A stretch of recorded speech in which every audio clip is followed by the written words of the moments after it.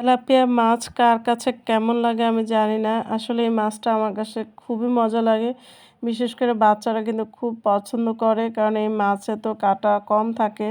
আর খেতেও কিন্তু খুবই টেস্টি হয়। তো আমি আসলে আনামি এনেছিলাম। শুধুমাত্র মুখটা কাটিয়ে এনেছি। মুখের কাছে অল্প করে একটু শুধু ময়লাটা বের করার জন্য যতটুকু দরকার।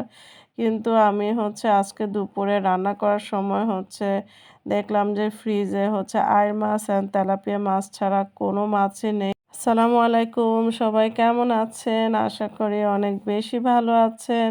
তো এই তো আমি লাঞ্চটা রেডি করছি। ভাবলাম আপনাদের সাথে একটু শেয়ার করি।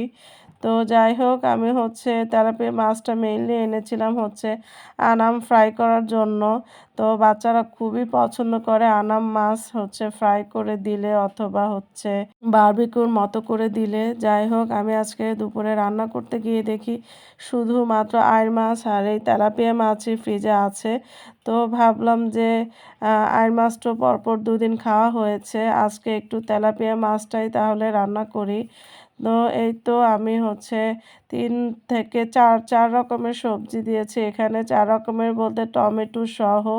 এখানে লাউ, সিম অ্যান্ড বেগুন এগুলো সব দিয়ে আমি ভালো করে মসলার সাথে কষিয়ে নিয়েছি। দেন ঝোলের পানি দিয়ে একটু বলক উঠিয়ে নিয়েছি। তারপরে আমি উপর দিয়ে মাছটা বিছিয়ে দিয়েছি।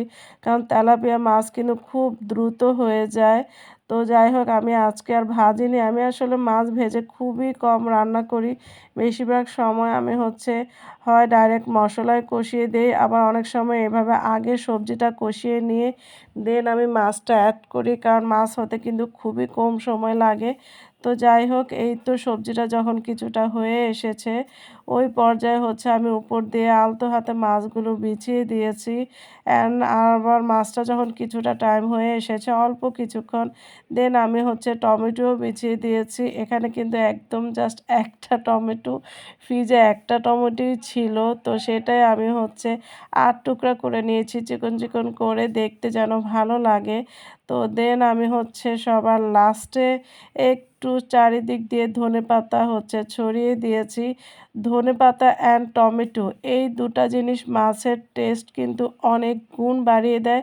আপনি একটু দেখবেন যে ধনেপাতা অথবা টমেটো ছাড়া রান্না করা মাছ আর ধনেপাতা টমেটো দিয়ে রান্না করা মাছের স্বাদের পার্থক্য কিন্তু অনেক বেশি। ধনেপাতা অ্যান্ড টমেটো দেওয়ার পরে মাছের ঘ্রাণটাও অনেক বেশি বেড়ে গিয়েছে।